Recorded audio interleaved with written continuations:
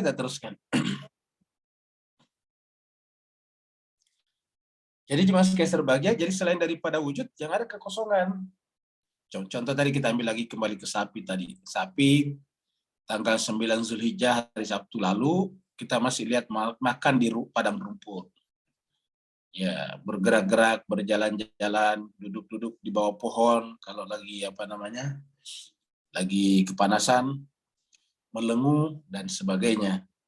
Begitu besoknya tanggal 10 Zulhijjah, habis lebaran, habis sholat, dipotong, terus kemudian dibagi-bagi menjadi sekilo, 1 kilo, 1 kilo, dibagi-bagi kepada fakir miskin, orang-orang yang berhak menerimanya, kembali ke rumahnya masing-masing, mereka kemudian buat makanan dengan untuk keluarganya, dimakan semuanya habis. Sekarang sapinya mana? Tidak ada lagi. Kita tidak bisa tunjuk orang yang makan sapi itu sapi saya, tidak bisa. Ya. Kalau ada orang yang kita kasih sapi 1 kilo 2 kilo terus dimakan habis, oh itu sapi saya, tidak bisa lagi. Ya, terus sapinya kemarin kemana itu? Iya, masih ada fotonya tuh kemarin, masih ada videonya misalnya kemarin kita videokan. Tapi sekarang yang sapi yang ada dalam video dalam itu mana? Sudah tidak ada lagi. Artinya apa? Sapi adalah kekosongan, ketiadaan kan? Kalau sapi itu misalnya umurnya katakanlah 5 tahun, dia lahir 5 tahun yang lalu misalnya. Nah, 6 tahun sebelumnya mana sapi tadi itu? Juga tidak ada. 6 tahun lalu dia tidak ada, kemudian sekarang 1 minggu setelah lebaran sudah tidak ada. Jadi apa artinya? Ya ketiadaan. Semuanya begitu, bukan hanya sapi, kita juga. Kita, kalau kita lahir tahun 70, siapakah kita tahun 68 misalnya? Tidak ada. Siapakah kita waktu PKI di Indonesia terjadi G30S atau di Singapura belum merdeka misalnya? Siapakah kita? Ya kita tidak ada. Nanti saat kita meninggal dunia, dibawa ke tanah, kuburan dimasukkan ke dalam tanah, 10-20 tahun dalam tanah sudah tidak ada juga. Nah, jadi artinya selain Tuhan itu adalah ketiadaan. Apapun juga. Kita makan jagung tadi, jagung yang kita makan tadi bukan jagung yang ditanam oleh orang-orang pada zaman Nabi Muhammad kita. Bukan, sudah beda. Kalau jagung yang ada sekarang kita makan masih jagung pada zamannya Nabi, berarti sudah di jagung itu berumur 1.400 tahun. Itu tidak mungkin karena jagung umurnya cuma 3 bulanan, 3,5 bulan. Nah, jadi kalau begitu mana jagung yang hidup sesama dengan Nabi 1.400 tahun yang lalu? Sudah tidak ada. Jadi selain daripada dia adalah kekosongan, kehampaan, dan ketiadaan. Nah, itulah sebabnya jemaah sekalian berbahagia, apapun yang kita saksikan di sekitar kita, hakikatnya kekosongan, kehampaan, dan ketiadaan. Dan siapa yang terpukul dengan itu kan namanya tertipu. Tertipu dengan ketiadaan. Apa artinya tertipu dengan ketiadaan? Sama dengan tertipu oleh fata morgana. Bapak Ibu pasti masih ingat kata fata morgana. Fata morgana itu adalah dari jauh kelihatan ada. Biasanya fata morgana itu terjadi di padang pasir. Padang pasir itu kan luas, tak bertepi. Jauh dari sana di siang hari kita sangka itu adalah air, seperti genangan air. Kita lihat dari jauh itu kalau kena matahari siang hari itu seperti genangan air. Maka orang yang musafir, yang kehausan, datang ke sana. Memacu kudanya ke sana, memacu jalannya ke sana. Tapi begitu sampai di sana, tidak ada air. Dari jauh masih kelihatan lagi, datang lagi ke sana. Airnya semakin jauh dari tepi.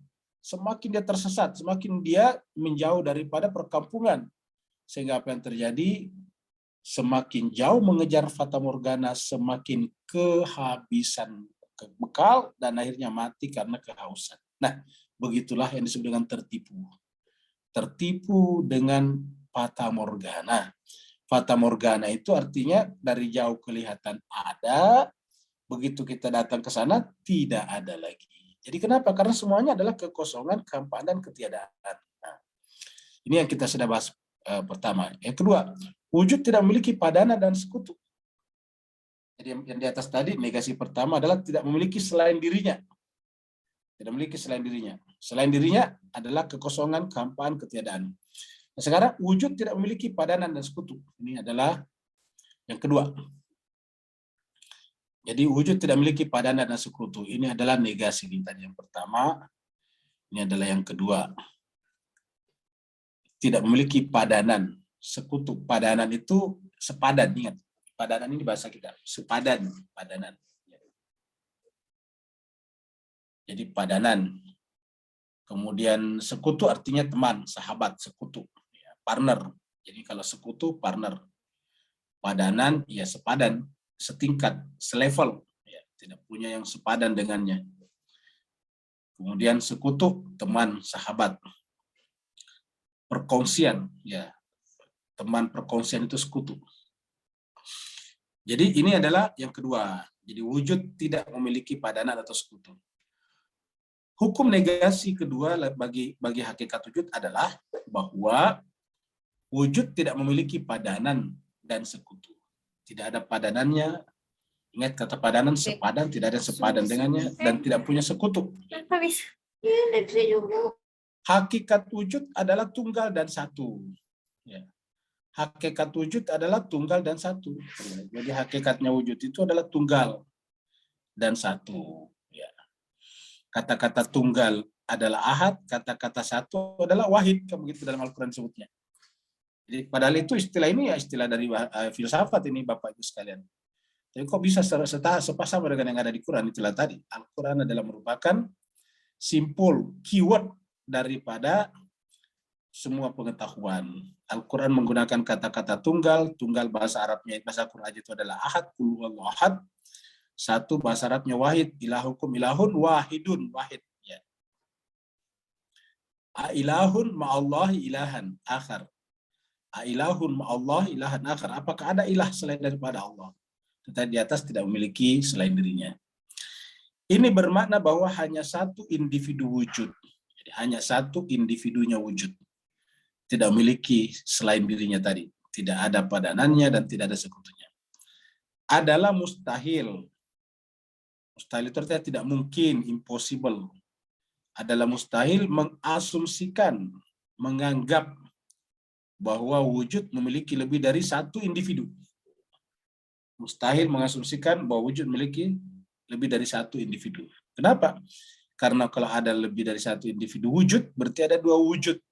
Sedangkan kita mengatakan wujud itu mutlak, dua berdampingan mutlak, tidak mungkin. Jadi ada dua mutlak berdampingan itu tidak masuk akal.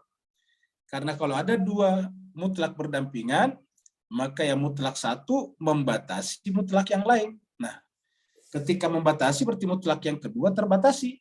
Dan mutlak yang kedua membatasi mutlak yang pertama, sedangkan saling membatasi menunjukkan tidak mutlak. Nah, jadi dengan demikian, mustahil berasumsi bahwa wujud itu memiliki lebih dari satu individu, memiliki dari satu entitas, ya, entity. Argumentasi artinya susunan penalaran. Ya, argumentasi susunan penalaran yang bisa dibuat berkenaan dengan hukum negasi yang kedua, yaitu bahwa wujud tidak memiliki padanan sekutu adalah sebagai berikut ini. Ya. Jadi argumentasinya adalah seperti ini. Ya. Kita susun dalam bentuk premis pertama dan premis kedua. Pendahuluan pertama artinya premis pertama. Pendahuluan pertama, premis pertama. Pendahuluan artinya premis. Jadi kita sampaikan bahwa di penerjemah buku ini menggunakan kata pendahuluan ini tidak akrab. Nggak tahu kalau di Malaysia dan Singapura. Kalau di Indonesia tidak akrab dengan kata pendahuluan, tapi akrabnya dengan premis. Ya. Premis. Jadi premis pertama, premis kedua. Kalau kita belajar filsafat di universitinya di Indonesia, semuanya menggunakan kata premis. Premis pertama, premis kedua. Maka kita menggunakan bahasa kita aja premis pertama. Jadi premis pertama. Bapak sekalian kita sampaikan bahwa penalaran itu ada premis pertama, premis kedua, dan konklusi. Itu adalah penalaran deduktif namanya. Ya, kita sampaikan di sini. Jadi kalau penalaran deduktif, ya. Jadi penalaran deduktif. Kan ada penalaran deduktif, ada penalaran induktif, ada abduktif, dan sebagainya. Jadi ada analogi.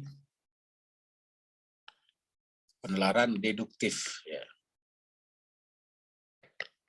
Kalau bahasa Inggrisnya tentu pakai C di sini, deduct.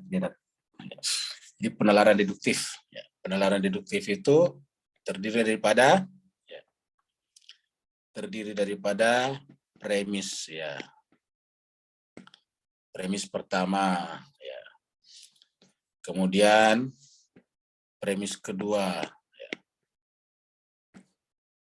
Nah, baru kemudian ada kesimpulan, ya. Nah, namanya konklusi, kesimpulan. Ya. Di sini adalah konklusi ataukah kesimpulan. Jadi ini dia. Premis pertama, premis kedua, premis ketiga. Ini selalu begitu. Premis pertama, kedua, kesimpulannya. Kesimpulannya diambil dari menggabungkan premis pertama dan kedua. Ya, nanti menjadilah. Jadi kalau konklusinya berasal dari premis pertama dan kedua, sesuai dengan alur berpikir deduktif, namanya valid. Ingat, tidak selamanya dikatakan benar, jadi bukan benar, valid. Istilah itu valid, belum tentu terus, belum tentu benar. Ya. Karena valid dan benar dua hal yang berbeda. Bisa saja valid tapi tidak benar. Tapi kita tidak bahas sekarang karena ini menyangkut masalah pengetahuan logika, logik, mantik. Ya. Kita sampaikan bahwa yang namanya penalaran deduktif itu ada premis 1, premis 2, dan konklusi. Contoh biasa yang paling sering dijadikan contoh adalah manusia akan mati. Manusia semuanya mati. Aristoteles manusia, maka Aristoteles akan mati. Kan begitu. Jadi manusia semuanya mati atau akan mati. Aristoteles manusia. Nah, di sini ada kata mati, di sini ada kata Aristoteles. Jadi Aristoteles mati. Gitu. Jadi Aristoteles ini subjek, di sini jadi subjek. Mati di sini jadi predikat, di sini jadi predikat. Jadi subjek di konklusi itu adalah subjek dari premis premis 2 menjadi subjek juga di konklusi. Gitu. Khabar di premis pertama menjadi khabar ataukah menjadi predikat di konklusi. Manusia kan subjek. Manusia subjek, manusia mati. Aristoteles manusia. Jadi diambillah. Ya, jadi kalau kita tuliskan, ini hanya mengulangi sedikit. Jadi manusia, kata manusia di sini semua Pak ya, biar singkat saja. Aristoteles manusia. Jadi kita lihat di sini, ya kita lihat di sini nih. Kita ambil yang ini. Yang ini. Nah, jadi ini namanya predikat. Ini adalah terbalik ya. Ini subjek, ini predikat. Nah, sekarang subjek di sini jadi konklusinya adalah Aristoteles mati ya. Aristoteles ini subjek, ini adalah mati. Akan mati ini adalah subjek predikat ya, diambil dari sini ke sini, ini ke sini. Ya. Nah, jadi jangan sekali terbagi, ini adalah penalaran deduktif namanya. Sekarang, jadi pendahuluan peta atau premis pertama, hakikat wujud adalah murni. Contohnya nih, ini argumen untuk membuktikan klaim ini memiliki 2 premis. Premis pertama, hakikat wujud adalah murni dan mutlak. Kita sudah bahas tadi di atas. Hakikat wujud itu adalah murni dan mutlak. Premis kedua, kemurnian dan kemutlakan sesuatu tidak mengalami duplikasi. Karena mengalami duplikasi, penggandaan, berbilang, itu bukan mutlak namanya. Kita sampaikan tadi namanya mutlak, ya tidak ada yang lain. Orang kekayaannya mutlak, artinya tidak ada yang setara dengannya. Gitu. Kepintarannya mutlak, berarti dia dapat 10. Ya, di kelasnya dapat 10 semua, pertanyaannya dijawab dengan benar, itu mutlak. Jadi pendahuluan kedua, ataukah premis kedua, kemurnian dan kemutlakan, ataukah yang murni dan mutlak itu menunjukkan bahwa sesuatu yang murni dan mutlak itu tidak memiliki, tidak mengalami apa yang disebut dengan proses duplikasi, penggandaan. Duplikasi ini bahasa Inggrisnya, penggandaan bahasa kita. Ya, duplikasi, duplicate, kemudian ini adalah penggandaan, ganda, menggandakan. Dan tidak berbilang, tidak berhitung jadinya. Cuma satu ya satu. Ya. Jadi tidak berganda, tidak terduplikasi, dan tidak bisa dihitung, tak berbilang. Ya. Nah, kalau kita gabungkan ini, ya tadi ini konklusinya hakikat wujud. Jadi hakikat wujud itu tidak berganda dan tidak berbilang. Ya kan begitu. Jadi kita ambil dari sini. Ya. Jadi konklusi diambil dari sini, hakikat wujud ini. Ya, ini dia. Ya. Tidak berganda, tidak berbilang. Ya. Diambil dari sini nih. Ini. Tidak berganda. Ini. Pindahkan ke sini. Ya, jadi tidak mengalami duplikasi ya.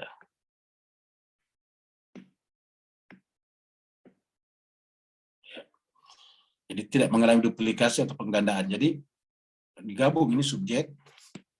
Jadi ini sebetulnya kalau di sana tadi dua di kita. Ini subjek, ini predikat. Jadi hakikat wujud tidak berganda dan tidak berbilang. Ya, jadi sudah jelas sekali jemaah sekalian. Karena begitu dia berganda dan berbilang berarti tidak mutlak namanya. Ya. Nah ini sekarang diuraikan penjelasan tentang premis pertama. Yang dimaksud dengan murni atau mutlak, ataukah kemurnian dan kemutlakan hakikat wujud ialah, jadi yang dimaksud dengan kemurnian dan kemutlakan hakikat wujud ialah bahwa dia tidak bercampur dengan sesuatu yang lain, juga tidak bersama dengan sesuatu yang lain, juga sesuatu yang lain tidak ditambahkan padanya. Jadi ini masih ada gambaran ke warna kita. Jadi yang disebut dengan murni itu pertama tidak bercampur dengan yang lain. Yang disebut murni atau mutlak itu tidak bersama dengan yang lain. Yang disebut murni atau mutlak itu adalah tidak ditambahkan padanya sesuatu. Ya, jadi saya kira tidak bercampur, ya tidak bersama dan tidak ditambahkan. Kalau ditambahkan padanya kan berarti tidak murni. Contohnya misalnya kita minum air yang sudah dikasih gula dan garam, oralit. Ya, kita biasanya tidak menyebutnya lagi air, tapi menyebutnya oralit. Ya, kenapa? Karena walaupun bahan dasarnya adalah air, mayoritasnya air, tetapi karena sudah ditambahkan garam padanya, sudah ditambahkan juga gula padanya, maka orang biasanya tidak menyebut lagi air, tapi oralit misalnya. Ya, jadi tidak murni air lagi. Ya. Dan Bapak Ibu yang saya berbahagia, inilah di antara hikmah yang bisa kita ambil di dalam fikihnya Islam yang berbicara tentang tohara. Jadi kalau orang tohara itu adalah harus menggunakan air yang suci dan mensucikan. Suci dan mensucikan. Apa namanya air suci itu? Ya tidak bercampur dengan yang lain, tidak bersama dengan yang lain, tidak ditambahkan sesuatu padanya. Itu namanya air suci. Dan kalau dia air suci baru bisa mensucikan. Ya, seperti mana? Nanti kalau dia ada mutlak baru bisa mengadakan. Kalau dia tidak mutlak, dia tidak bisa mengadakan. Dia justru diadakan. Dan karenanya adanya bukan mutlak. Dia adalah namanya mungkin. Adanya mungkin. Nah, jadi mirip-mirip dengan itu. Jadi boleh dikatakan semua aktivitas dalam Islam itu kembali kepada hakikat semuanya. Seperti tadi. Untuk bersuci tohara harus air yang suci dan mensucikan. Ya. Suci dan mensucikan. Apa artinya suci dan mensucikan? Tidak ditambahkan, tidak bercampur dengan sesuatu yang lain. Ya, itu suci dan mensucikan. Dengan bahasa lain, satu-satunya realitas di alam eksternal adalah wujud. Jadi satu-satunya realitas di alam eksternal adalah wujud. Ingat, realitas. Jadi yang kita saksikan ini adalah realitasnya adalah wujud. Lalu kenapa ada rumah, ada gedung-gedung, ada sapi, ada kerbau, ada macam-macam? Ya, itu kan namanya tadi penampakan saja. Ya. Caranya dia menunjukkan dirinya pada panca indera kita. Jadi, kalau kita menyaksikan langit, rembulan, bumi, dan segala isinya, kita sebut dia, tapi bukan dia. Nah, dia tapi bukan dia. Ya, huwa ma huwa. Dia tapi bukan dia. Ya, huwa ma huwa. Huwa ma huwa. Dia bukan dia. Ya, jadi dia tapi bukan dia. Ya, kenapa? Karena tidak mungkin ada langit dan bumi kalau bukan dia. Tetapi langit dan bumi bukan dia. Ya. Jadi dia, tapi bukan dia, seperti itu Bapak Ibu sekalian. Namanya kalau dalam bahasa lain supaya gampang kita mengerti sudah kan wujud mungkin. Walaupun sebetulnya wujud tidak ada istilah mungkin, namanya wujud mutlak. Jadi namanya wujud mutlak ya tidak terbagi antara wujud wajib dan wujud mungkin, kan begitu Bapak Ibu sekalian. Ya. Tetapi karena kita sudah terbiasa menyebut wujud-wujud yang lain, ya sebutlah dengan wujud mungkin. Ya. Jadi kita ulangi lagi. Dengan demikian hakikat wujud senantiasa murni dan mutlak. Ya, serta sesuatu tidak akan pernah bersama dengannya karena realitas dalam eksternal hanyalah wujud saja. Nah, itu yang terakhir. Nah, sekarang penjelasan untuk premis kedua. Ini kan tadi penjelasan premis pertama. Ya, premis pertama tadi ini wujud adalah murni dan mutlak. Jadi sekarang kedua, hakikat wujud tidak berganda dan tidak berbilang. Nah, yang kedua. Kita sekarang pada yang kedua. Jadi hakikat wujud itu tidak berganda, tidak terduplikasi, tidak bisa digandakan, tidak bisa diduplikasi, dan tidak bisa diperbanyak, tidak bisa dihitung, ya, tidak berbilang itu tidak berhitung, uncountable, ya, tidak bisa dihitung. Ya. Pendahuluan kedua, yaitu bahwa premis kedua. Premis kedua adalah suatu kaidah umum filsafat yang pertama kali dilontarkan oleh Syekh Syihabuddin Suhrawardi. Ingat mas kalian, Syihabuddin Suhrawardi lebih biasa dikenal dengan Suhrawardi. Lebih biasa dikenal dengan nama pendeknya itu Suhrawardi. Ya, Suhrawardi sebetulnya nama kampungnya. Aslinya namanya ini. Nah, Suhrawardi ini dikenal juga dengan Syekhul Isyraq. Isyraq itu adalah memancar, iluminasi. Ya. Masternya, Syekh ini kan semacam masternya, iluminasi. Ya.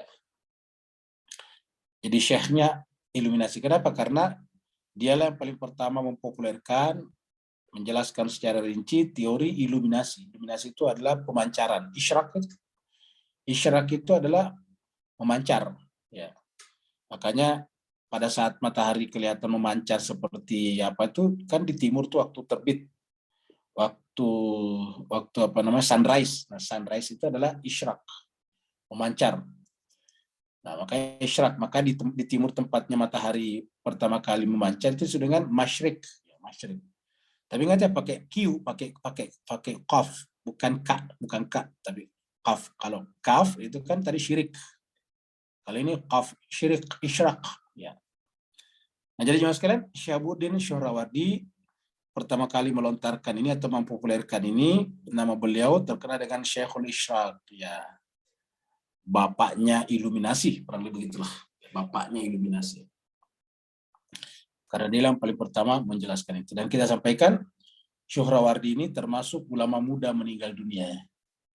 Tapi saya sampaikan ini terkenal sekali filsafat Isyraqnya, dan dia meninggal pada usia 36 tahun kurang lebih. Jadi masih muda sekali kan. 36 tahun dia meninggal dunianya juga karena dipancung. Ya, dibunuh. Makanya biasa disebut dengan Syekhul Isyraq al-Maktul. Jadi biasa disebut dengan Syekhul Isyraq al-Maktul. Ataukah Syihabuddin Suhrawardi al-Maktul. Ya. Kenapa? Karena maktul itu saya dibunuh. Ya, dari kata qatala yaqtul, maktul. Ya, dibunuh. Dibunuh oleh penguasa pada saat itu, pada zaman berkuasanya Salahuddin Al-Ayyubi. Bapak Ibu pasti akrab dengan Salahuddin Al-Ayyubi yang ditokohkan sebagai pembebas Masjidil Aqsa dulu, Palestina kan begitu. Dari perang salib, namanya Salahuddin Al-Ayyubi. Pada dinasti Al-Ayyubiyah. Dinasti Al-Ayyubiyah ini adalah dinasti kedua setelah dinasti berikutnya setelah dinasti Fatimiyah. Dinasti Fatimiyah yang di Mesir yang bikin Al-Azhar itu. Nah, jadi Salahuddin Al-Ayyubi ini adalah panglima perang, kemudian dia membebaskan Palestina dari perang salib. Lalu kemudian nanti berkuasa, dia meminta anaknya, dia ingin namanya penguasa ya, namanya raja. Dia ingin anaknya pintar, cerdas, maka diambilkanlah guru privatnya namanya Syekh Al-Isyraq. Ya, jadi yang menjadi guru privat, guru pribadi di istananya Salahuddin Al-Ayyubi ataukah mengajari anaknya, ya anaknya waktu itu sudah menjadi gubernur juga di tempat lain dan tetap diajar oleh Suhrawardi. Ya. Nah, tetapi karena melihat Suhrawardi ini adalah dekat sekali dengan ada Maliknya di belakang, itu bukan Malik Al-Astar ya. Malik Al-Astar itu adalah panglima perangnya Imam Ali. Ya. Maka kemudian banyak orang iri hati karena yang namanya gubernur tapi sekaligus putra raja itu kan berarti raja berikutnya, next king, kalau gitu. Dia adalah king berikutnya, khalifah berikutnya kalau versi pada saat itu. Ya. Maka kemudian melihat Suhrawardi mondar-mandir masuk ke istana gubernur mengajar, wah banyak ulama yang sirik, iri hati. Terutama ulama yang tidak sepakat dengan Suhrawardi. Suhrawardi ini mazhabnya adalah mazhab Ja'fari. Ya. Maka kemudian disukalah berita-berita tentang kesesatan Ja'fari, kesesatan Syiah dan sebagainya. Akhirnya kemudian setelah menjadi semacam pandangan umum, opini bahwa Syiah itu sesat macam-macam, lalu kemudian mereka datang kepada gubernur ya, supaya menghukum ataukah berhenti belajar dari Suhrawardi karena itu orang sesat ya gitu. Tapi karena si gubernur ini sudah bertahun-tahun belajar sama Suhrawardi, nggak ada yang salah, akhirnya datang ke Raja Salahuddin Al-Ayyubi gitu, meminta supaya dihukum Suhrawardi. Ya. Salahuddin Al-Ayyubi pada saat itu merasa naik atas dukungan umat massa, ya kan nggak bahayanya kalau kebenaran didasarkan atas massa, ya karena Salahuddin waktu itu berutang budi istilahnya kepada massa dan selalu butuh dukungan massa, maka kemudian dia memenuhi tuntutan massa. Jadi inilah mungkin disebut dengan pengadilan pertama yang diputuskan bukan berdasarkan kebenaran, bukan berdasarkan fakta-fakta, tetapi berdasarkan tekanan massa. Jadi dari dulu itu selalu ada namanya tekanan massa. Ya. Dan ketika kebenaran ditentukan oleh kebenaran massa, maka sebetulnya itulah titik matinya kebenaran. Ya. Akhirnya kesimpulannya Suhrawardi dihukum mati. Maka disebutkan al-maktul. Ya. Maksud dari kaidah berbunyi kemurnian dan kemutlakan sesuatu tidak mengalami duplikasi. Jadi apa yang dimaksud dengan murni, mutlak, tidak terduplikasi, tidak tergandakan dan tidak terbilang, tidak berbilang, tidak tergandakan dan tidak terduplikasi. Maksudnya ialah bahwa setiap sesuatu adalah dirinya sendiri. Jadi maksud daripada ini adalah segala sesuatu. Jadi apa yang dimaksud dengan kemurnian? Ya. Kemurnian, kemutlakan, ya. Dan ketidakberbilangan. Ya. Maksudnya adalah bahwa setiap sesuatu adalah dirinya sendiri. Ya. Jadi kalau kita sampai ke situ berarti bahwa setiap sesuatu adalah dirinya sendiri. Setiap sesuatu adalah dirinya sendiri tadi. Tidak ada selain dirinya tanpa menjadi bagian dari sesuatu yang lain dan atau sesuatu yang lain di luar dirinya yang ditambahkan padanya juga bukan begitu. Sedemikian sehingga ia tidaklah berganda dan beragam. Jadi setiap sesuatu adalah dirinya saja sendiri. Ya. Makanya dia berdiri sendiri. Inilah nanti yang kemudian diabadikan di dalam sifat 20 itu dengan kata-kata qiyamuhu binafsi, kan begitu. Qiyamuhu binafsihi. Qiyam berdiri, eksis dengan sendirinya. Qiyamuhu binafsi, berdiri dengan sendirinya. Tidak ada yang mendirikannya, tidak ada yang membuatnya berdiri.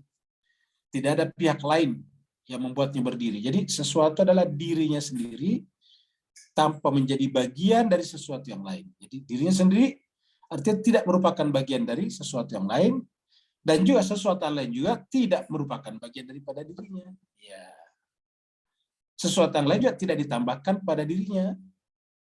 Ya, sehingga dengan demikian dirinya tidak bisa digandakan dan tidak ada keragaman. Tidak berganda karena tidak ditambahkan, tidak beragam karena tidak terstruktur, tidak tersusun. Ya. Kalau tersusun berarti dia beragam. Jadi dia adalah namanya tunggal mutlak. Tunggal mutlak itu disebut dengan ahad. Qul huwallahu ahad. Ya. Qul huwallahu ahad. Kalau ahad, kalau wahid masih bisa, masih memungkinkan tergandakan. Kalau begitu ketika kita menggunakan kata-kata wahid, ilahun wahid berarti bisa tergandakan, iya. Penyembahan bisa tergandakan. Orang bisa menyembah selain Tuhan. Makanya menggunakan kata ilahukum ilahun wahid. Ya. Harusnya yang disembah itu cuma satu, yaitu Allah. Tetapi orang bisa menyembah yang lain. Ada menyembah batu dan sebagainya. Maka penyembahan itu berkaitan dengan ilah. Ilahukum ilahun wahid. Tidak pernah dikatakan ilahukum ilahun ahad. Nah gitu. Karena kalau penyembahan bisa selain Allah. Orang bisa menyembah pohon kelapa. Orang bisa menyembah pohon-pohon. Orang bahkan bisa menyembah hewan-hewan. Orang bisa menyembah langit. Orang bisa menyembah bintang, matahari, dan rembulan. Nah, gitu. Jadi banyak sembahan yang disembah orang selain daripada Allah. Makanya fungsinya, posisinya, kedudukannya Tuhan sebagai sesuatu yang disembah tidak menggunakan kata ahad, tapi menggunakan kata wahidun. Ilahukum ilahun wahidun. Tapi berkaitan dengan zatnya, hakikat dirinya adalah Allahu ahad. Siapakah hakikatnya? Huwa, dia. Ahad. Huwa Allahu ahad. Dia adalah Allah yang ahad. Allah itu adalah ahad. Nah, ahad itu adalah mutlak. Nah, inilah. Jadi, sesuatu adalah dirinya sendiri tanpa menjadi bagian dari sesuatu yang lain dan atau sesuatu yang lain juga tidak ditambahkan pada dirinya. Sehingga dengan demikian, dirinya tidak bisa digandakan, tidak bisa diduplikasi, dan semacamnya. Ya.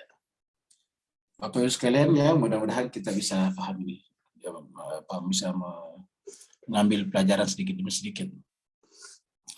Sebagai contoh, jika warna putih tidak bercampur dengan sesuatu yang lain, maka ia tidaklah berganda dan beragam. Jadi kalau kita ambil warna putih mutlak, tidak ada tambahannya. Tidak dikasih setetes warna hitam, tinta hitam. Tidak dikasih setetes warna merah. Nah, makanya dengan warna putihnya mutlak. Makanya Bapak Ibu sekalian kalau melihat putih kan bermacam-macam juga biasanya itu. Tergantung ada campurannya atau tidak ada. Kalau putihnya benar-benar tidak ada campurannya namanya putih murni, putih mutlak. Bedanya ialah kalau warna bisa dicampur padanya sesuatu yang lain atau yang putih bisa dicampurkan kepada yang lain. Jadi kalau kita punya warna putih ya, kalau kita misalnya punya cawan di sini, ya. Kalau kita punya cawan di sini, ya, kita punya cawan seperti ini. Nah, di dalamnya sini ada warna putih di dalamnya. Ya, kita karena warna putihnya di sini tidak ada ya. Ya, karena warna putihnya tidak ada, kita ambil warna yang ada saja. Ya, kita misalnya ambil warna ini, ya ini warna ini. Kita ambil warna begini. Nah, murni. Nah, jemaah sekalian, ini bedanya kalau ini kan bisa ditambahkan kepada yang lain. Ini bisa ditambahkan kepada yang lain. Ya, di sini ada cawan lagi. Sini juga ada warna lain, misalnya katakanlah warnanya adalah ini. Ya. Bisa ditambahkan. Ya. Atau dari yang lain ditambahkan ke sini. Bisa misalnya kita punya cawan yang lain. Ya. Kita punya cawan yang lain di sini. Ya.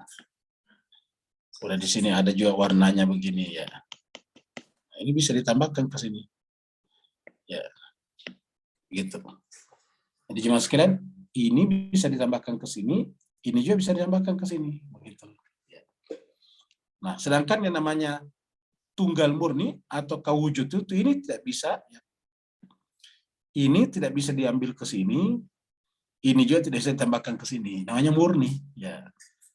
Kalau warna cat tadi bisa, ini bisa ditambahkan kepada yang lain, ini juga yang lain bisa ditambahkan kepada dirinya. Nah, Mas sekalian, di sini dikatakan setiap sesuatu adalah dirinya sendiri adalah bahwa dia bukan menjadi bagian dari sesuatu yang lain di luar dirinya juga tidak ditambahkan kepadanya, sedemikian sehingga ia tidaklah berganda dan beragam. Contohnya adalah warna putih tadi. Warna putih tidak bercampur dengan sesuatu yang lain, makanya warna putih, seandainya kita punya warna putih, disebut warna putih itu bukan gandaan, bukan duplikasi, tidak beragam, tidak plural, gitu. Tidak plural, tidak majemuk. Tetapi kalau warna putih ini ditambahkan pada sesuatu yang lain, misalnya ditambahkan kepada benda, pada tembok, Karena putih tidak akan beragam sebanyak benda yang ditambahkan padanya. Sehingga benar jika dikatakan bahwa benda A adalah putih, benda B adalah putih, dan seterusnya. Jadi akhirnya kemudian kita katakan ini putih, ini putih, ini putih. Kenapa? Karena sudah bercampur baur.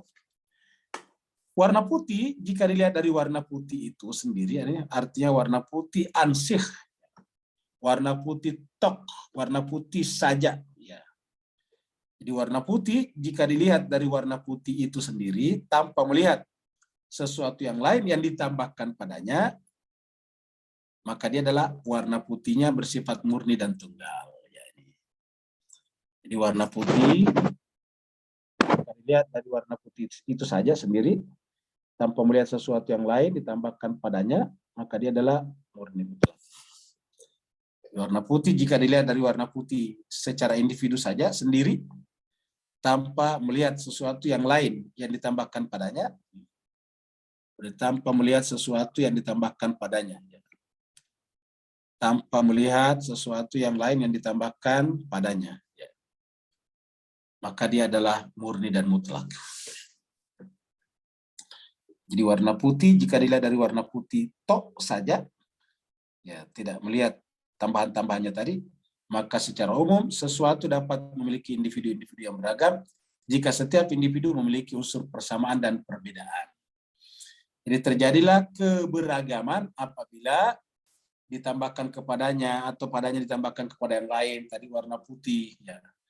Warna putih kita tambahkan ke sini, maka di sini pasti ada unsur putihnya. Warna kuning ditambahkan ke sini, maka di sini ada warna kuningnya. Ini juga ditambahkan ke sini, ini ada warna, begitulah. Ya, kalau sudah bercampur baur, maka terjadilah kemajemukan. Ya, terjadi kemajemukan. Ya. Ini juga kita tambahkan ke sini, ini kita tambahkan ke sini. Ya. Kemudian ini juga kita tambahkan ke sini. Ya. Maka ini menjadi tidak murni, ini menjadi tidak murni, tidak menjadi murni. Sehingga kemudian putih di sini ada di sini, putih di sini ada di sini, menjadilah putih yang berganda. Nah, Tuhan zat yang mutlak atau wujud mutlak tidak bisa seperti itu. Ya. Jadi kita ulangi, secara umum sesuatu dapat memiliki individu-individu yang beragam jika setiap individu memiliki unsur persamaan dan perbedaan. Memiliki unsur persamaan dan perbedaan. Namun, jika individu-individu tersebut tidak memiliki perbedaan sama sekali dari aspek tempat, waktu, warna, dan bentuk, maka pada hakikatnya hanya ada satu individu, bukan dua atau tiga. Ya, jadi kalau tidak memiliki perbedaan sama sekali dari aspek tempat, waktu, warna, dan bentuk, maka pada hakikatnya ada satu individu. Bisa saja sama, tetapi tempatnya beda, wadahnya beda. Berarti kan dua namanya, waktu. Ya. Misalnya kita mengambil sama-sama air putih, 2 botol. Botol A, botol B, ya tetap berbeda namanya, 2 botol namanya. Ya. Gandaannya, botolnya, ukurannya, volumenya. Ya. Waktu bisa juga, hari ini kita mengambil 1 gelas air. Ya, kemudian setelah 2 hari kemudian kita ambil lagi 1 gelas air. Sama-sama 1 gelas air, beda. Karena 1 gelas air yang lalu sudah tidak ada, kita sudah minum. 1 gelas yang sekarang masih ada dan akan kita minum juga. Nah, jadi beda, walaupun sama persis, airnya sama, wadahnya sama, tetapi waktunya berbeda. Begitu ya warnanya, sama-sama air, tetapi kemudian ditambahkan kepadanya sedikit warna. Campuran, dikasih di 1 gelas air ditambah teh, warnanya agak kecoklatan. Yang satu ditambah dengan kopi, dia akan warna hitam. Nah, jadi warnanya berbeda. Bentuknya juga. Bentuknya apa? Wadahnya. Kalau air wadahnya berbeda, maka bentuknya berbeda. Kalau benda-benda, ya diiris secara berbeda menggunakan bentuk yang berbeda juga. Maka pada hakikatnya hanya ada satu individu, bukan 2 atau 3. Jadi nanti menjadi banyak apabila bisa dimasukkan ke dalam tempat, waktu, warna, bentuk, dan ini hanya berlaku pada aspek-aspek selain daripada wujud mutlak. Ya. Aspek-aspek ini yang berkaitan dengan ini. Maka Bapak Ibu sekalian, malaikat itu tidak terikat oleh waktu, tidak terikat oleh warna, tetapi Al-Quran menyebutkan malaikat itu adalah bukan cuma satu, menggunakan bentuk jamak malaikat. Kan berarti apa namanya, berganda. Bentuknya juga ada, sebutkan bentuknya bisa berbentuk seperti manusia, menyerupai dirinya dengan manusia, ya. Jadi bentuk. Nah, jadi makhluk-makhluk di alam non materi, di alam malakut pun juga disebutkan ada yang bentuknya berbeda-beda.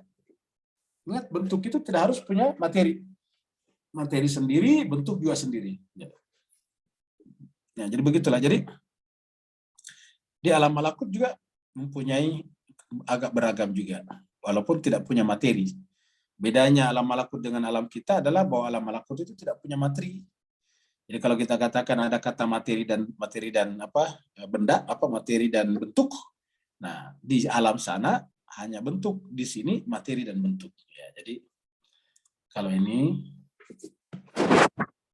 kiri alam dunia. Alam dunia. Alam dunia itu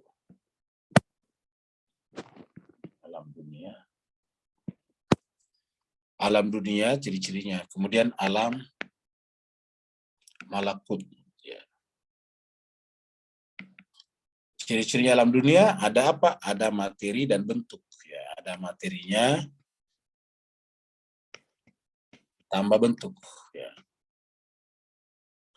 Sedangkan alam malakut adalah bentuk. Ya. Minus tanpa materi. Ya. Nah, jadi jemaah sekalian, alam dunia materi dan bentuk. Ya.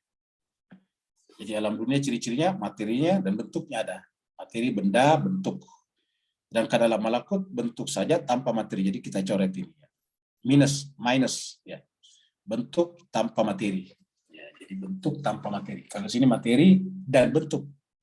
Materi plus bentuk. Materi tambah bentuk. Jadi selalu ada dua di sini. Contohnya alam malakut, kalau kita bermimpi itu cuma bentuk, tidak ada materinya. Ya, makanya tidak ada waktu di sana, di dalam mimpi kita. Dengan demikian, setiap sesuatu, jika dipandang dari sesuatu itu sendiri, maka dia adalah sifatnya murni dan tunggal. Jadi, setiap sesuatu jika dipandang dari sesuatu itu saja sendiri, maka dia bersifat murni dan tunggal. Hakikat wujud jika dipandang dari hakikat wujud itu sendiri, maka dia adalah murni. Ya. Kata-kata hakikat wujud tanpa ditambah dengan yang lain, hakikat wujud seperti dipandang sebagai hakikat wujud itu sendiri, biasanya disebut dengan wujud kuwa wujud. Ya. Wujud kuwa wujud. Hakikat wujud sebagai hakikat wujud. Ya. Kuwa wujud. Hakikat wujud kuwa hakikat wujud. Atau biasa singkat wujud kuwa wujud. Dia adalah bersifat murni, mutlak, tunggal, dan tak berganda.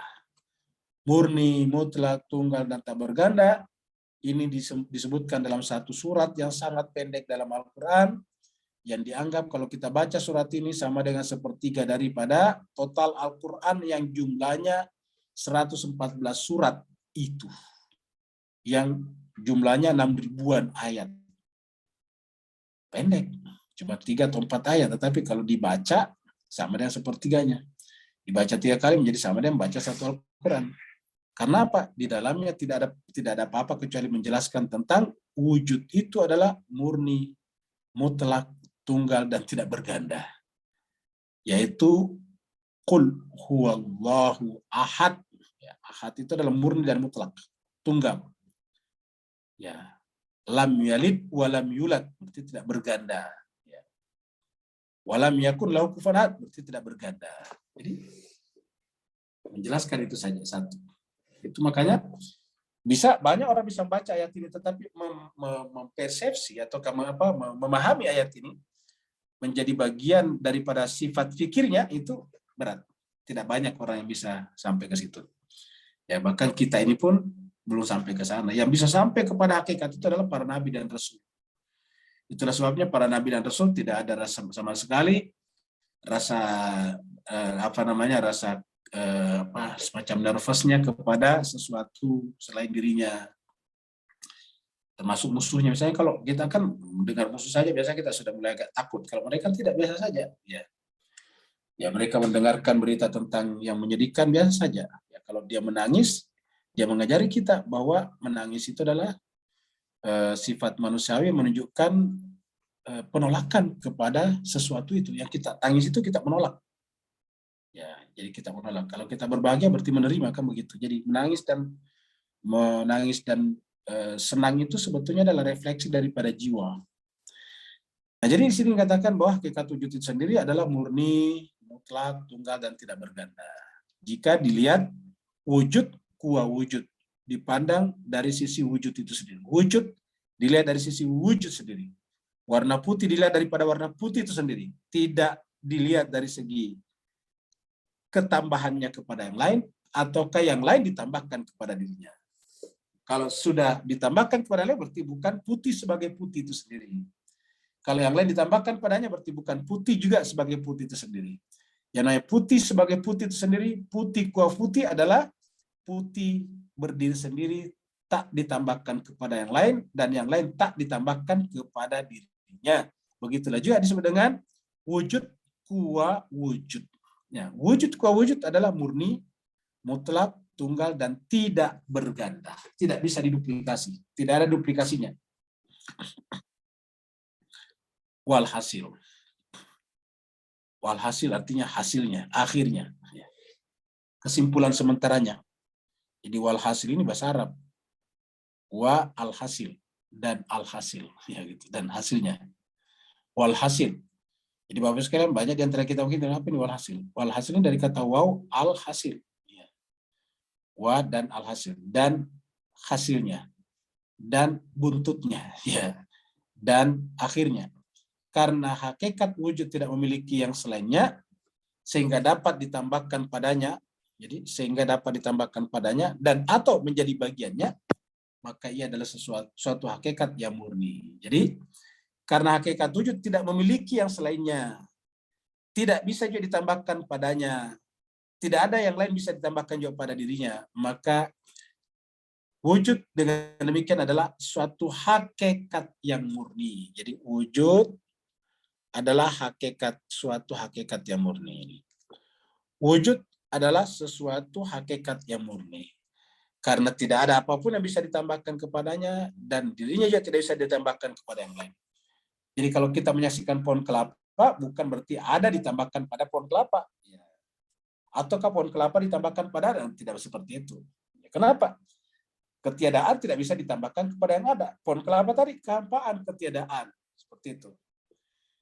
Seperti mana misalnya bayangan, kita sering paling gampang menjadikan bayangan.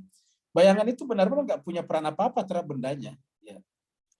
Bayangan diambil, bendanya tetap ada. Bayangannya kita pegang, pohonnya tidak bergerak. Ya. Bayangannya tidak bisa dipegang juga. Kalau kita mengaku memegang bayangan, itu pasti hanya perumpamaan saja. Ya.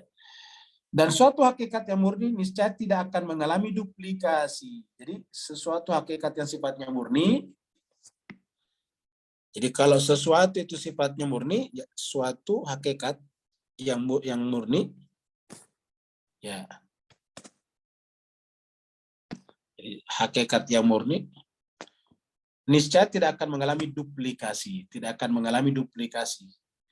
Tidak mengalami penggandaan, ya, jadi tidak mungkin mengalami penggandaan, tidak mungkin mengalami duplikasi, ya, tidak mungkin mengalami duplikasi di sini, tidak mengalami penggandaan di sini, tidak mengalami keragaman, ya.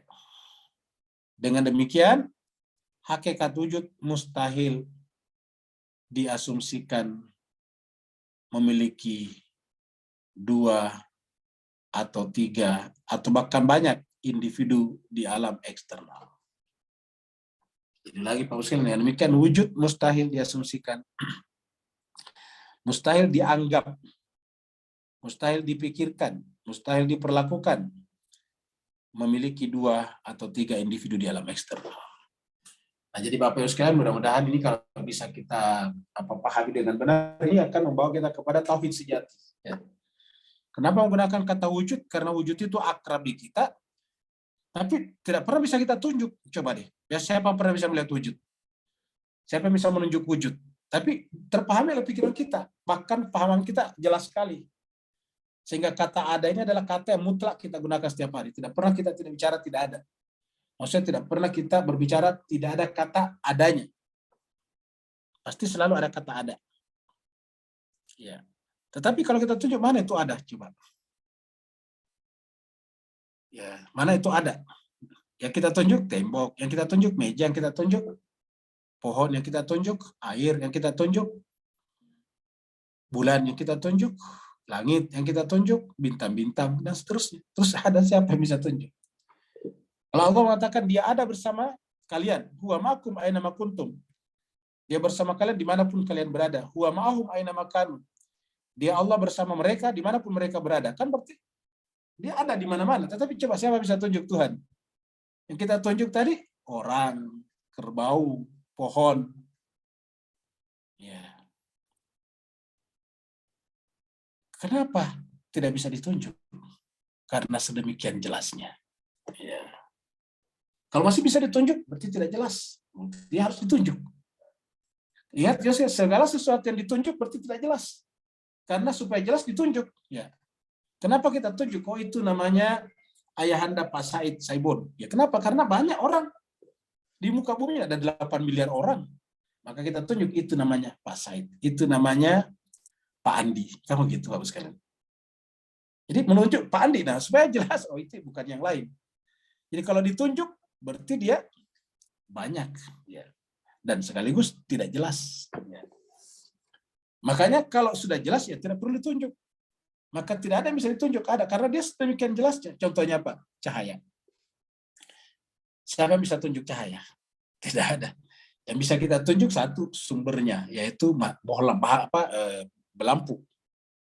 Yang kedua, benda yang terkena cahaya. Tapi hakikat cahaya sendiri siapa yang bisa lihat? Siapa yang bisa tunjuk? Kan nggak ada. Tetapi ilmu fisika mengajarkan kepada kita bahwa ada cahaya. Cahaya itu berbentuk gelombang dan partikel. Ya. Ingat cuma sekali kalau kita melihat begini, ya. Kalau kita ada di sini bohlam begini, ya. Ini kan kita sebut dengan bohlam ini ya. Ini adalah sumbernya cahaya nih. Kemudian cahaya nanti memancar ya. Mancar ke sini. Kemana-mana kan begitu. Ya. Lalu di sini ada benda yang terkena cahaya. Misalnya di sini. Di sini ada benda yang terkena cahaya. Benda yang terkena cahaya. Kena cahaya sini. Maka kita yang berdiri di sini melihat ini. Apa yang kita lihat? Misalnya kita ada di sini. Bapak Ibu sekalian ada di sini. Ya. Kita ada dalam posisi ini. Ya. Maka apa yang kita bisa lihat? Yang kita bisa lihat adalah tembok yang terkena cahaya. Yang kedua sumbernya sini. Bohlamnya. Ya. Terus cahaya yang ini, garis-garis yang ini, warna ini, tidak ada lihat. Ini kan cuma gambar. Coba siapa yang melihat gambar-gambar ini? Ini kan kita anggap ini sebagai berkas-berkas cahaya. Apa namanya, pancaran cahaya isyrak.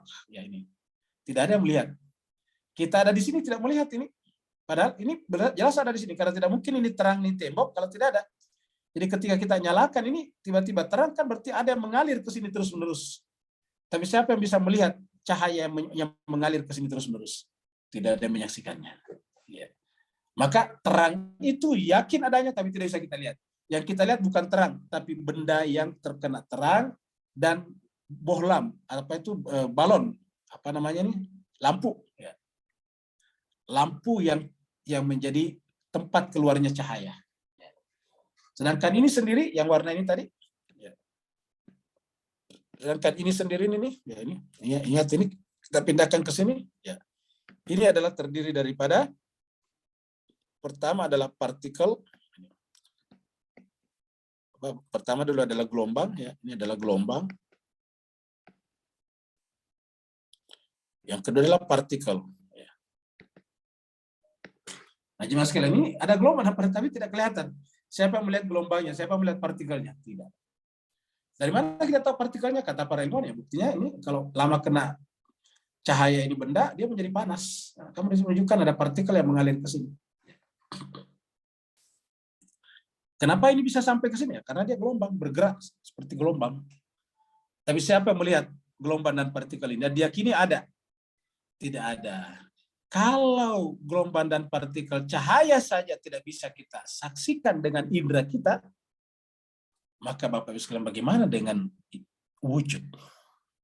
Wujud bukan gelombang dan bukan partikel. Tapi karena adanya sedemikian terang benderang jelas sekali, maka tidak perlu ditunjuk lagi. Sedemikian jelasnya. Iya. Maka wujud tidak bisa ditunjuk. Seperti mana ini tadi tidak bisa kita tunjuk.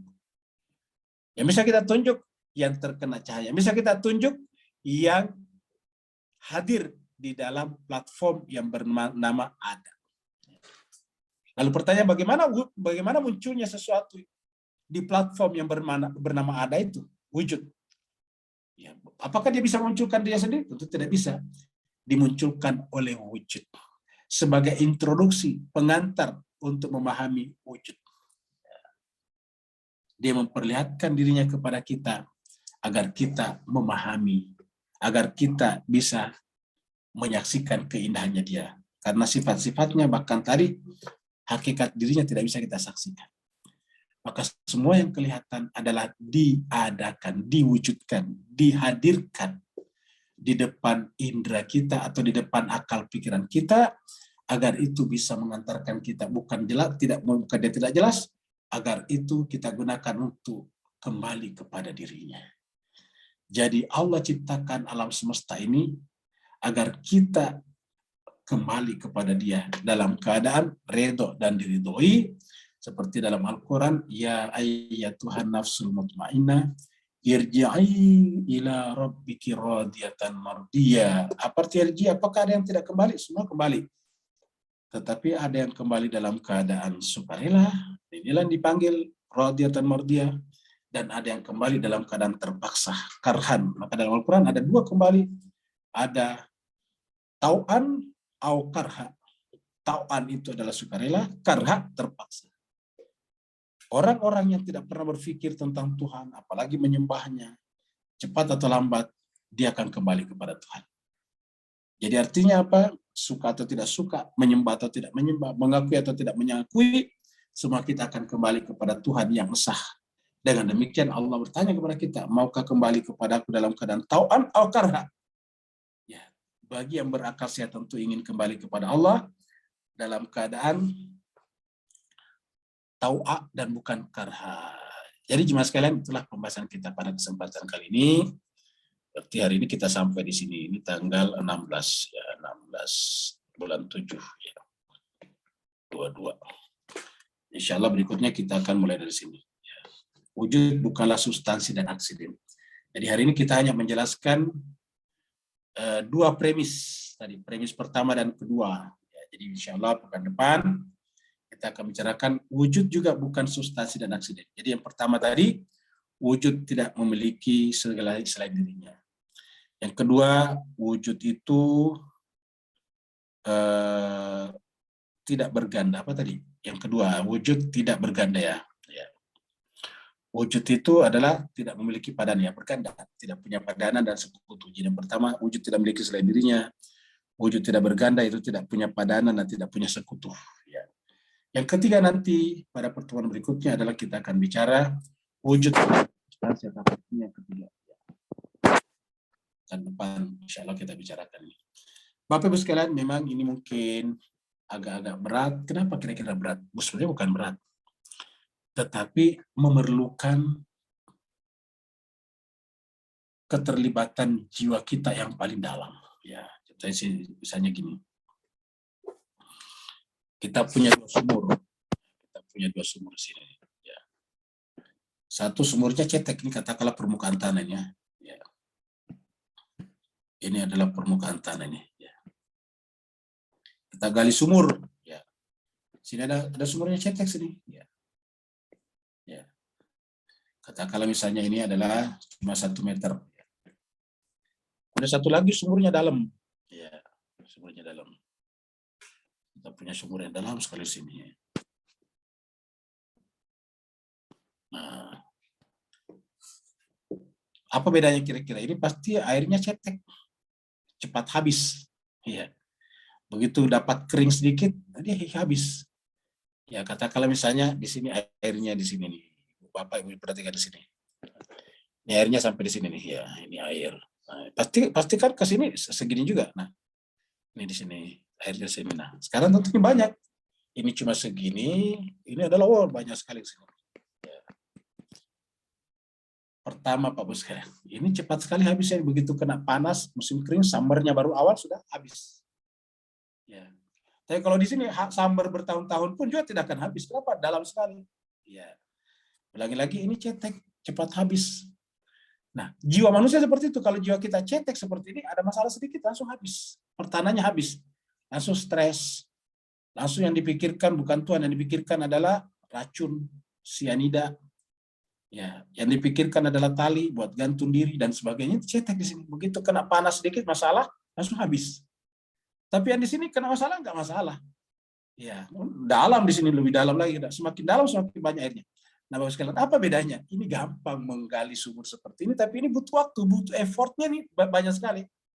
Nah, itulah sebabnya belajar seperti ini seperti menggali sumur yang dalam. Belajar seperti ini, Bapak sekalian, seperti menggali sumur yang dalam. Tinggal pilihannya sekarang kita mau menggali sumur yang cetek atau menggali cetek. Mudah-mudahan ikhwan kita di Singapura, Malaysia ngerti cetek. Cetek itu apa ya? Dangkal. Cetek itu ya dangkal, dekat dari permukaan. Ya, sedangkan kalau dalam ya seperti ini. Nah, Bapak sekalian, jadi harusnya kita menggali sumur yang dalam seperti ini. Cuma memang effortnya itu kan beda, usahanya beda. Ini butuh waktu sebentar sekali. Ya ini mungkin setengah jam sudah selesai, 1 jam paling lama sudah selesai. Dan kalau ini berhari-hari dikerja nih, turun, wow, lama sekali. Belum kalau semakin dalam kita ngangkat ke atas tanahnya lama. Jadi begitulah. Maka tetapi kalau kita berhasil ini, maka kita luar biasa. Nah, jiwa kita manusia seperti ini. Ini adalah perumpamaan jiwa manusia. Ya. Jadi ini adalah kita sebut ini sebagai ya ilustrasi tentang kedalaman jiwa manusia. Maka aku pernah mengatakan, usahakanlah melihat ke dalam dirinya yang paling dalam terus menerus. Hebatnya kalau kita gali sumur ke bawah, yang di bawah cuma tanah. Tapi kalau kita gali ke dalam sini, maka yang kita saksikan di sini Pak sekalian apa? Yang kita saksikan di dalam sini adalah cahaya. Ya. Begitu kita masuk ke dalam sini, yang kita saksikan adalah cahaya. Di sini belum ada cahaya, cahaya di dalam sini. Nah, maka inilah yang disebut dengan effort, inilah usaha, ikhtiar. Ya. Dan inilah yang menyebabkan kenapa banyak orang yang memilih yang dangkal saja. Belajar juga bukan untuk mengenal Allah. Belajar di sekolah hanya untuk supaya memiliki life skill, keterampilan hidup, bisa cari uang. Nah, agama mengajarkan kita supaya kita belajar itu untuk mengenal Dia. Dan itulah sebabnya ayat pertama turun adalah Iqra. Iqra itu apa? Galilah, galilah, galilah, galilah. Sehingga sumur kalian sedemikian dalam, karena di kedalaman sumur itu kamu akan menemukan cahaya, wujud. Terima kasih yang bertanya, dipersilakan.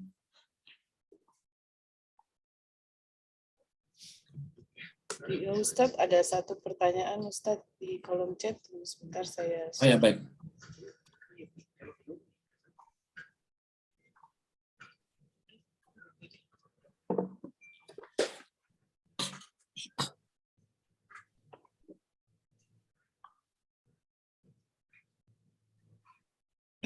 Nah, begini, Dik.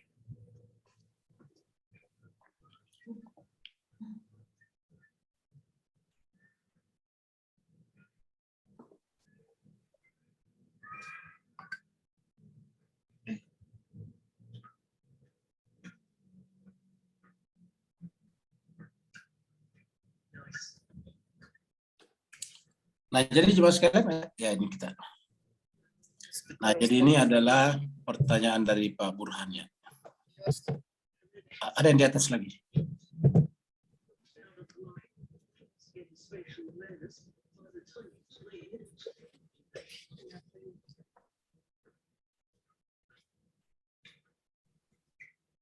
Belum muncul ya Ustadz? Belum muncul. Nanti saya lihat di chat aja ya. Coba saya lihat chatnya dulu. Nah, ini dia, ini Pak, panjang ternyata ya. Panjang Ustadz itu. Ya, jadi baik. Saya baca dulu ya. Ini dari Pak Burhan. Ini Ustadz sudah Selalu- muncul Ustadz. Oh ya, baik. Jadi ini kita bisa baca bersama ya. Ini dari Pak Burhan. Selain wujud adalah kekosongan, kehampaan, ketiadaan. Statement ini membawa kepada kepahaman bahwa wujud atau ada itu adalah mutlak dan murni, betul sekali. Jadi Pak Burhan ini bisa paham ya. Persoalannya, bagaimanakah statement ini bisa mempengaruhi pemikiran kita di dalam menuju atau mengenal diri untuk mengenal dia. Jadi yang dimaksud Pak Burhan mengenal diri, mengenal dia adalah man arafa nafsahu faqad arafa rabbah. Bisakah mendekatkan lagi pemahaman, maksud bisa diterangkan lagi pemahaman ini dari segi contoh-contoh perbuatan para rasul dan para imam, agar segala perbuatan dan tindakan mereka bisa kita pahami, menyelami sebagai bekal untuk dan seterusnya. Nah, jawabannya Jemaah sekalian, apa itu wujud tadi? Wujud itu adalah mutlak, wujud itu murni, kalau dibahasakan dengan bahasa yang sederhana, kebenaran. Jadi kalau dia tidak mutlak, tidak murni, bukan kebenaran, kan palsu namanya. Ya, selain daripada dirinya kan tidak ada, maka selain daripada dirinya kita lihat palsu. Ya. Nah, jadi lawannya apa namanya palsu itu kalau bahasa Al-Qur'annya itu namanya batil. Batil itu dari kata batal. Selama ini kan kalau kita bicara batil cuma misalnya mencuri, sebetulnya bukan. Batil itu dari kata batal. Jadi batal itu bahasa Melayu dari kata batil. Batilun itu batal. Batal itu artinya tidak ada, batal, tidak punya nilai, tidak punya value. Itu namanya batal. Nah, selain daripada batil, lawannya batil apa? Hak. Al-haq wal batil. Ya. Jadi kita sampaikan bahwa hakikat daripada wujud itu adalah al-haq. Makanya dalam Al-Quran berkali-kali dikatakan wal haq. Dia adalah al-haq itu sendiri. Nah, jadi dia adalah al-haq. Kebenaran, tunggal. Wujud murni, namanya al-haq. Nah, kalau begitu selain daripada dirinya, tadi kan tidak ada yang selain dirinya. Berarti selain dirinya batal. Batal artinya tidak punya wujud, tidak punya apa-apa. Nah, sekarang kembali, ulangi lagi, wujud itu adalah al-haq itu sendiri. Kebenaran. Kenapa dia mutlak, dia murni, berarti hanya satu kebenaran. Nah, sekarang, kalau dari aspek diri-diri kita ini, selain daripada orang suci, para imam, kita ini kan biasa salah. Ya, salah itu artinya apa? Batal, batil. Kita lupa saja itu sebetulnya batil. Mereka tidak mungkin lupa. Ya. Dengan demikian, kita ini Pak Bu sekalian biasa salah, biasa lupa, biasa khilaf, pokoknya banyaklah kesalahan kita. Itu baru dari diri kita. Lupa itu diri kita. Bagaimana pula kita masih sering mengambil hak-hak orang lain, masih kita melalaikan kewajiban-kewajiban kita kepada pihak lain, kata pada pihak lain di sini bukan hanya manusia, tetapi kepada tumbuhan, hewan, dan sebagainya. Ya, kita punya kewajiban kepada alam. Kenapa? Karena kita ini saling menghidupi alam. Ingat pembahasan kita di Tadabbur, kita ini berbagi air dengan hewan-hewan. Hewan-hewan itu bisa hidup karena ada air. Jadi kalau kita habisin air, tidak kasih hewan, hewan tidak tumbuh, kita juga tidak bisa makan. Jadi kita berbagi kehidupan dengan mereka. Ya. Tidak bisa kita tanpa mereka secara fisik, biologis. Nah, jadi kita berbagi dengan mereka. Tetapi sering sekali kita melalaikan kewajiban kita kepada alam, kepada tumbuhan. Kita tanam tumbuhan, kita tidak siram. Kita pelihara hewan, tidak dikasih makan seperti tepat pada waktunya. Dia sudah kelaparan, kita belum kasih makan. Tidak pernah dikasih mandi sepanjang masa, padahal burung-burung yang kita pelihara butuh mandi juga, dan seterusnya. Ya. Nah, Jemaah sekalian, kesimpulannya kita biasa melakukan itu. Artinya apa? Diri kita ini masih bersarang kebatilan-kebatilan. Karena masih bersarang kebatilan-kebatilan atau kebatalan-kebatalan, ya tidak bisa menjadi cermin sempurna daripada wujud atau mutlak tadi. Maka kita butuh, adakah jiwa? Adakah orang, adakah person, adakah individu yang benar-benar tidak ada kebatilan pada dirinya? Jawabannya ada. Itu yang disebut dengan manusia sempurna, insan kamil. Insan kamil itulah yang diberi gelar rasul, nabi, ataupun imam. Insan kamil, kamil itu sempurna. Artinya apa sempurna? Tidak ada cacatnya, tidak ada batilnya, tidak ada batalnya pada dirinya. Ketika wujud jiwa seseorang itu tidak ada batilnya, tidak ada batalnya, kan berarti dia adalah al-haq juga. Ya, makanya juga Al-Quran sering mengatakan para nabi itu adalah hak. Ya. Kenapa? Karena dia sudah merupakan manifestasi daripada al-haq yang di atas itu Allah Subhanahu wa taala. Nah, dengan demikian di sini kita lihat menyadari bahwa kita manusia ini, manusia biasa, bukanlah merupakan cermin daripada kebenaran. Kita ini masih banyak batilnya. Maka jemaah sekalian, kita butuh individu person, dan itu yang disebut Pak Bora tadi dengan para imam, para rasul. Para rasul, perbuatan para rasul dan para imam, Pak Aimah ini adalah merupakan cermin daripada kebenaran.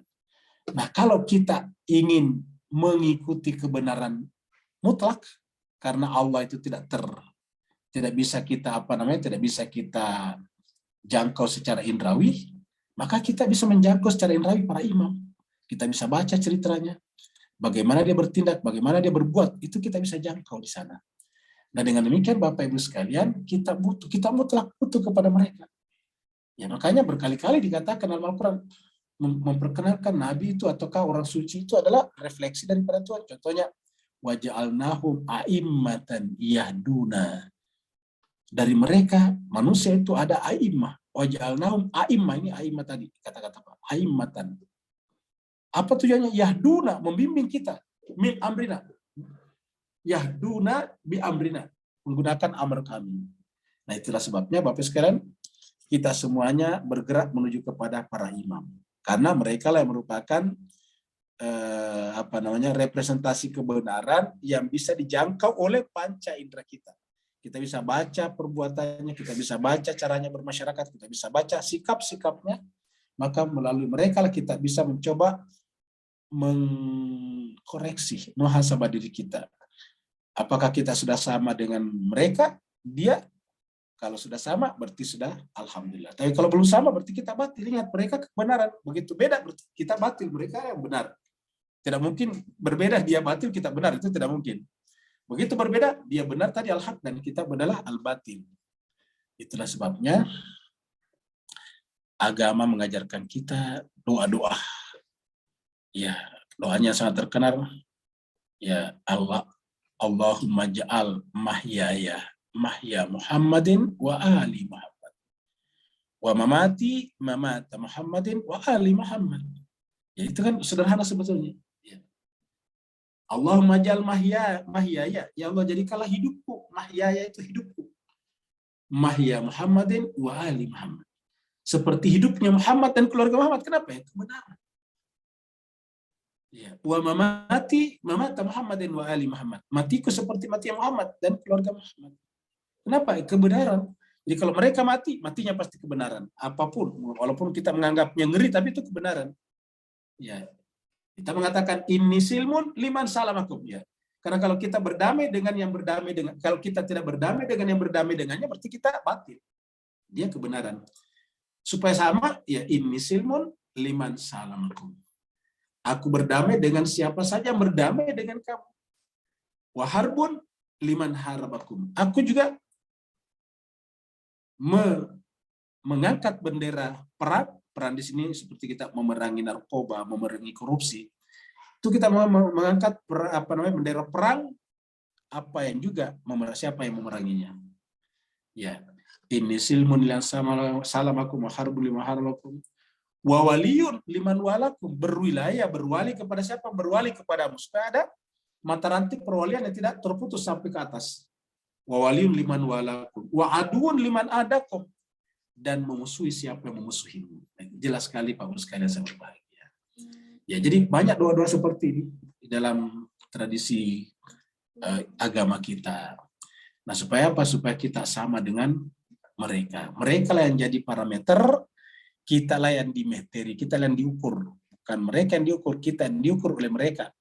Mereka adalah meteran, kita adalah benda-benda yang diukur oleh meteran tersebut. Jangan meteran diukur oleh tanah, enggak, tanah yang diukur oleh meteran. Begitulah juga para manusia suci insan kamil ini, Mereka adalah pengukur dan kita adalah yang diukur. Terima kasih. Tapi sekarang kalau tidak ada lagi, kita akhiri sampai di sini. Insya Allah kita jumpa sebentar pada malam hari untuk belajar irfan. Dan kita bacakan Fatihah untuk ibunya Bu Ira. Innalillahi wa inna ilaihi raji'un. Ternyata ibunya Bu Ira Rostia yang kita bacakan, doakan semalam, meninggal dunia tadi. Jadi jemaah sekalian berbahagia, Ibu Ira ini adalah jemaah tetap kita di Tadabur, jemaah tetap kita di bahasa Arab, di irfan juga, di sini juga, di hikmah filsafat juga. Ibu Ira ini ikut atau belajar di mana-mana. Jadi ibunya beliau meninggal dunia, maka mari kita bacakan Al-Fatihah dan selawat. Semoga Allah SWT menerimanya, mengampuni segala dosa dan kesalahannya, dibukakan pintu-pintu diterima di sisinya, dilapangkan kuburannya, dimuliakan di sana, ditinggikan derajat dan kedudukannya, dan dimasukkan almarhumah ke dalam golongan para nabi, para rasul, dan orang-orang yang dicintainya. Begitu juga keturunan yang ditinggalkannya menjadi anak-anak yang soleh dan soleha, dan juga amal-amal yang ditinggalkannya menjadi amal-amal jariah.